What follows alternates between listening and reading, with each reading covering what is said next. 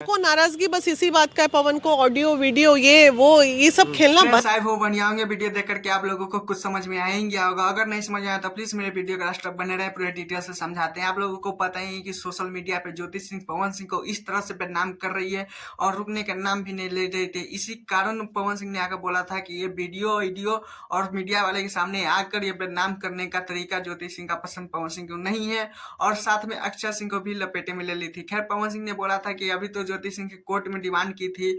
उसके बाद अक्षय सिंह ने भी बोल दिया था लाइव आकर कि मेरा नाम ले रही है, अच्छा नहीं कर रही है, और भला बुरा भी लाइव में बोली गई थी, लेकिन ज्योति सिंह फिर भी बाज नहीं आई है।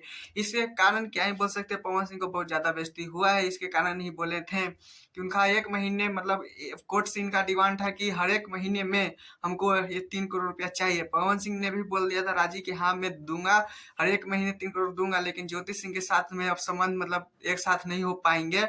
और क्या ही बोल सकते हैं, सोशल मीडिया पे अक्सर ये सब सुनने के लिए मिला है। फिर मेरे चैनल पे ना तो चैनल को सब्सक्राइब, वीडियो का लाइक करें, कमेंट में जरूर बताइएगा पवन सिंह का ये निर्णय सही था या ज्योति सिंह को ये वीडियो में आकर सोशल मीडिया पे बोलना गलत बात था। प्लीज कमेंट में जरूर बताइएगा। फिर मिलते हैं नेक्स्ट वीडियो के साथ। Tata bye bye.